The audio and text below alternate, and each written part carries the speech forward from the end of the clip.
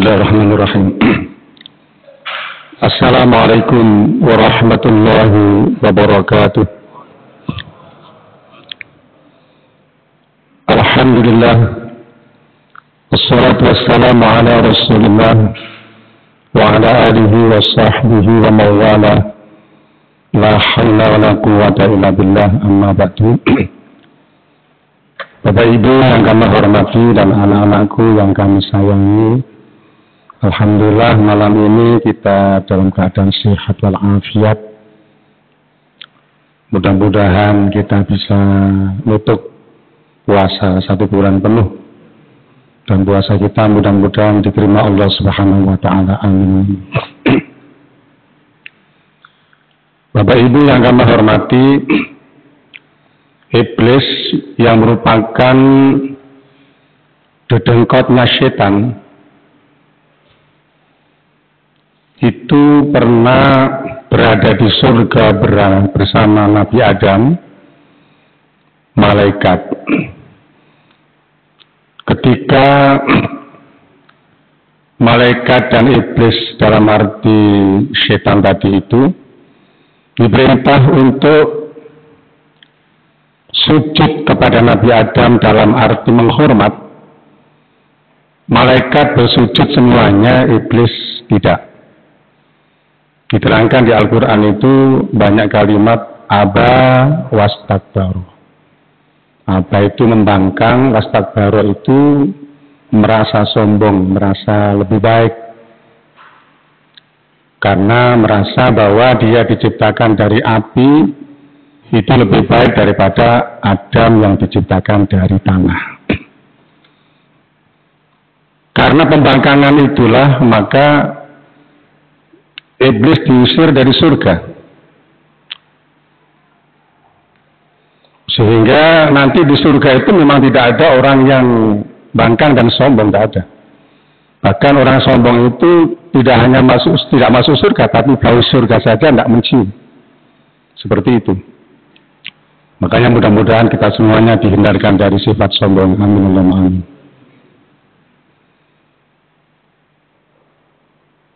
Diturunkan dari surga itu iblis dalam keadaan dilaknat oleh Allah. Dilaknat itu dihindarkan dari rahmat Allah. Tidak pernah akan diberikan kasih sayang Allah, rahmat Allah. Dan itu juga dikatakan nanti tersesat. Yang nanti ujung-ujungnya ketika hari kiamat, dan di situ dia akan masuk ke surga neraka. Ketika iblis dinas oleh Allah seperti itu, iblis memohon kepada Allah. Banyak ayat-ayat yang menerangkan tentang itu, diantaranya saya kutip surat Al-Hijr ayat 39-40.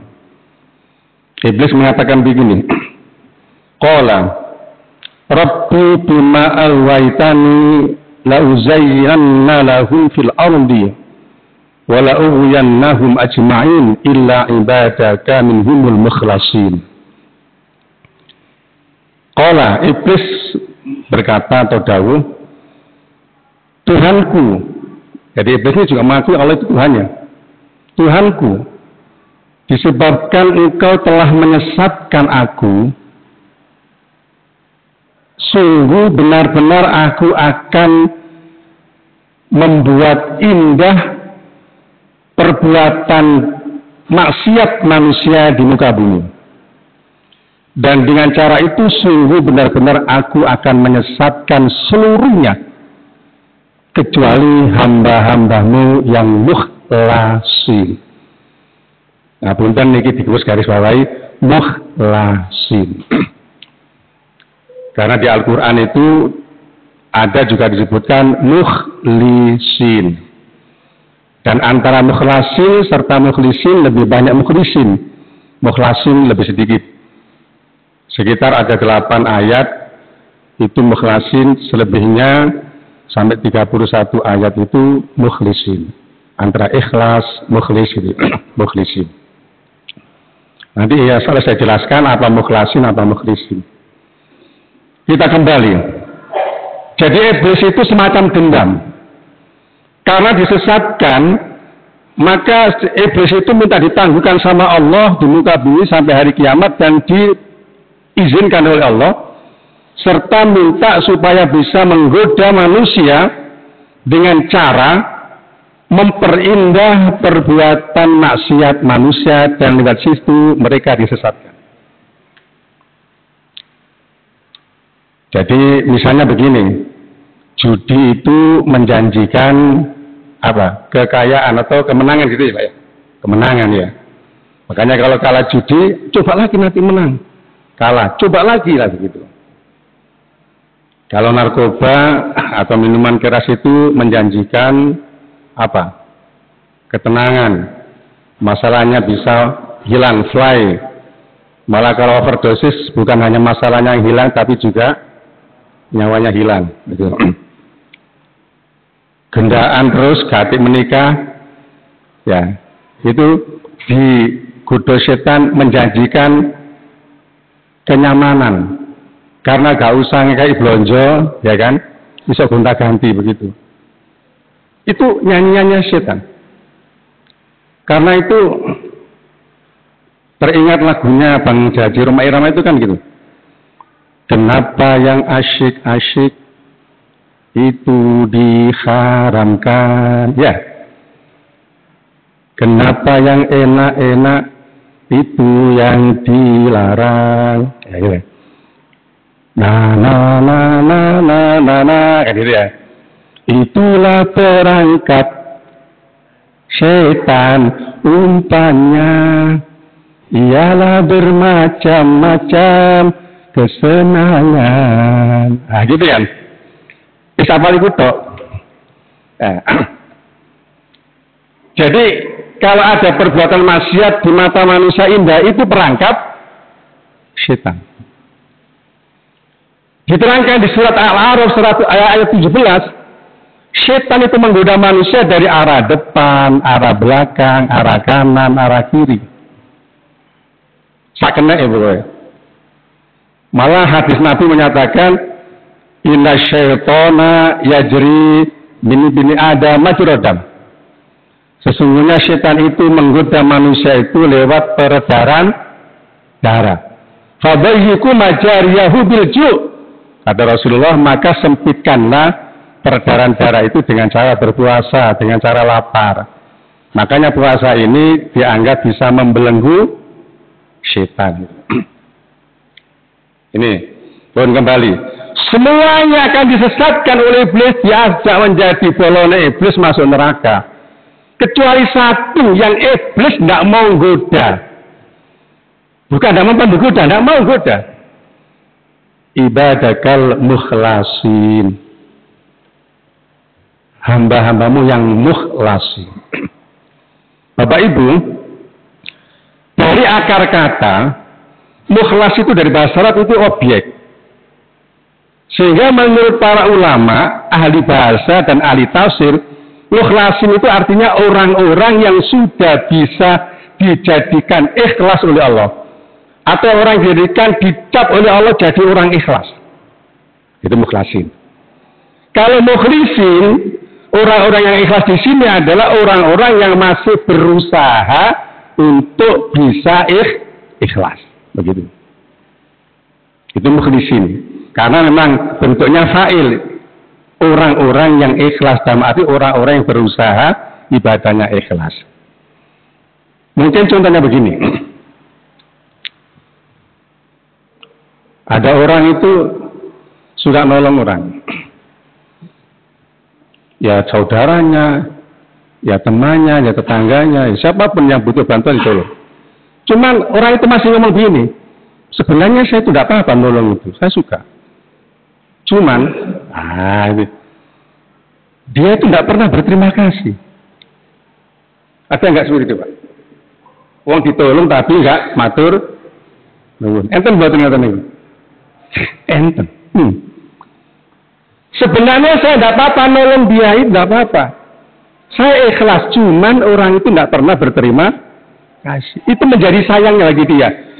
Kalau orang menolong masih mengatakan cuman, berarti belum bisa mukhlas. Karena mukhlas ini tingkatan ikhlas tinggi, tertinggi dalam arti Dia berbuat karena Allah, yang diharapkan semata-mata hanya Allah. Tidak pernah berharap pada orang yang dikasih, tidak pernah. Yang ditolong itu. Apa berharap sesuatu yang dikembalikan, ataupun hanya sekedar ucapan matur nuwun. Dikasih bu matur nuwun, buka membalas, buka wis gak urusanmu. Yang penting saya mengharap ridho Allah, itu ikhlas. Kata Mbak.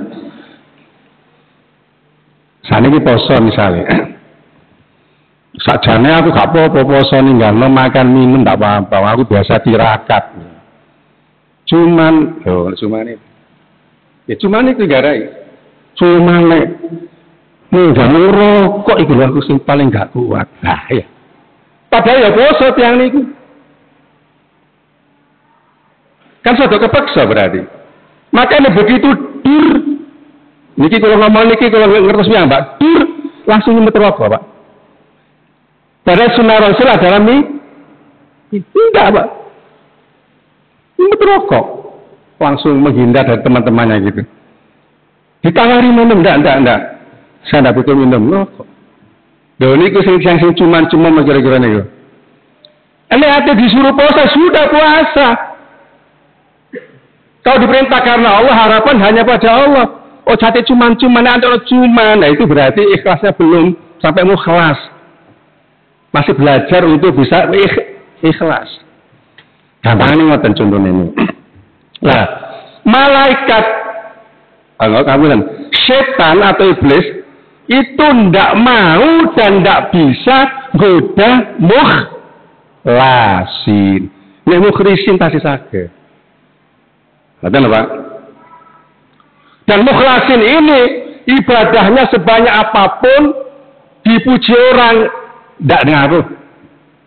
Seandainya nggak dipuji bahkan dicelah ndak ngaruh karena ia ndak butuh semuanya itu, dia hanya butuh ridho Allah. Ngaten. Bapak Ibu yang kami hormati.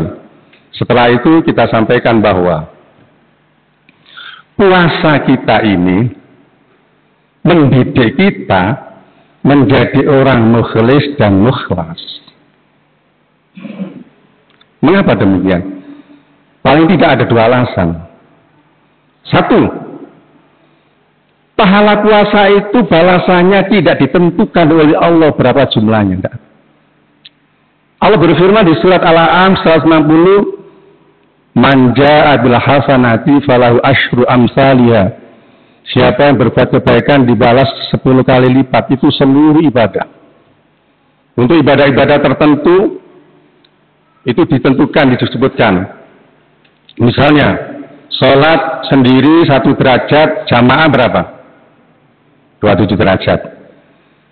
Infak fisabilillah, bagaikan menanam 1 benih. Benih itu menumbuhkan 7 bulir atau 7 batang, setiap batang 100 biji, berarti 700 kali. Jelas itu. Puasa, enggak ada ketentuan itu.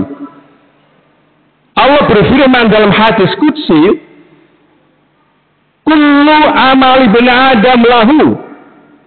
Setiap amalan anak Adam itu untuk dirinya, illa shaum, kecuali puasa. Innahu li, puasa itu untuk diriku. Wa ana ajzibi, dan aku yang bagian membalasnya ini. Berarti terserah aku, berapapun kali lipatnya terserah aku. Masalahnya begini, wong kula panjenengan gak disudono. Ganjarane poso niku pinten.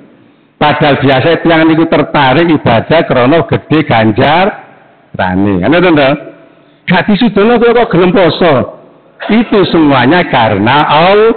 Berarti puasa kita ini bisa menjadikan kita tidak hanya mukhlis tapi juga mukhlas. Satu. Yang kedua, puasa itu ibadah rahasia, ibadah sirriyah. Hanya Allah dan yang berpuasa yang tahu.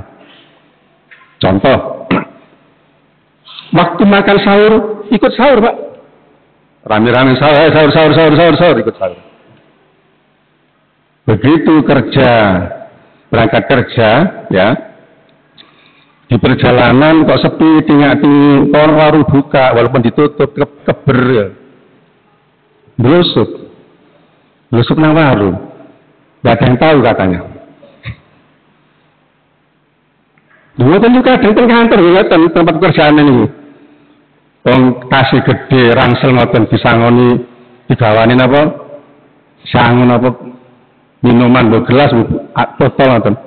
Ini untung waktu istirahat ngombe, seger. Padahal di hadapan teman-temannya pura-pura puasa. Hanya Allah dan Dia yang tahu. Begitu pulang ke rumah, niku paling awal takok, ya kok siap kabeh ta buku iki. Menina apa wae, apa sing kurang iku? Padahal semari mangan, semari ngombe. Ya ada yang tahu. Hanya Allah dengan diri yang tahu. Ibadah sirriyah, ibadah yang penuh rahasia, berarti semata-mata hanya karena Allah, hanya untuk Allah, hanya ridho Allah puasa ini. Makanya ngapunten, saya bisa mengatakan bahwa ibadah puasa ini bisa menjadikan kita orang-orang yang mukhlisin, bahkan mukhlasin. Amin Allahumma. Dan gak ada nonton yang menjengau nari raya puasa ini pas raya ini. Ya, kira-kira kita bisa mukhlas apa saya mukhlis? Apa mukhlis saya berjuang juga ini? Ya ini ya. Oh, moga-moga mawon. Ya, barakah istiqomah panjenengan kusdandan. Ya. Mugi-mugi disertai hidayah Allah Subhanahu wa taala dan taufik Allah Subhanahu wa taala. Puasa kita bisa menyehatkan kita fisik dan rohani, bisa menjadikan kita orang-orang yang mukhlisin dan orang-orang yang mukhlasin. Amin Allahumma amin. Kurang lebihnya mohon maaf, semoga bermanfaat. Akhirul kalam, assalamualaikum warahmatullahi wabarakatuh.